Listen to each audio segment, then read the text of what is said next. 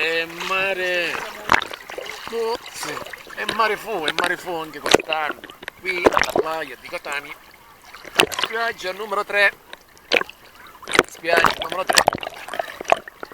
mare, sì, leggermente un po' pieno d'alghe, un po' di lattuga galleggiante, tutto sommato, il mare, si può fare il bagno, dai.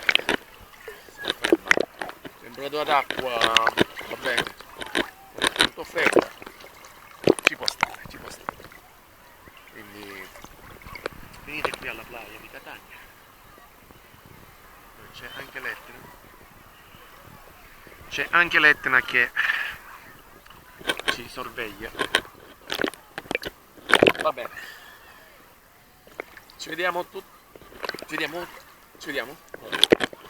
ci vediamo presto, sempre qui con il mio canale.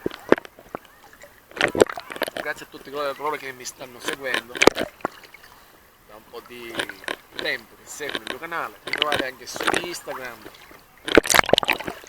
potete venirmi a trovare, mi trovo qui a Catania.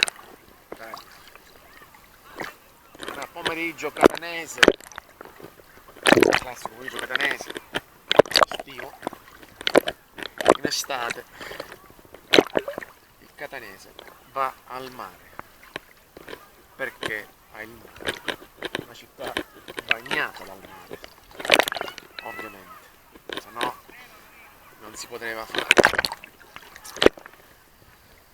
Sto utilizzando una Cam EZ Viz S2, se non sbaglio S2, mi hanno regalato qualche anno fa.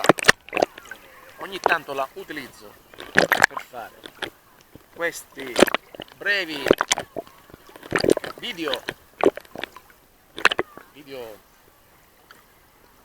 che vanno a ritrarre la natura, il mare è l'Etna lì in lontananza, si vede l'Etna. Quindi mi raccomando, per tutti gli appassionati di mare e per tutti gli appassionati di vulcani, la città da scegliere è Catania. Se volete, anche Napoli, che Napoli è molto simile a Catania, c'è il vulcano e c'è il mare, ma la Sicilia è un'isola, a differenza della Campania. La Sicilia è un'isola e quindi attorno all'isola c'è il mare, dove vi girate gli girate. In Sicilia troverete tantissimo mare, ci sono tantissime zone marittime che veramente ci invidia tutto il mondo. L'unica cosa che non ci invidia nessuno è la politica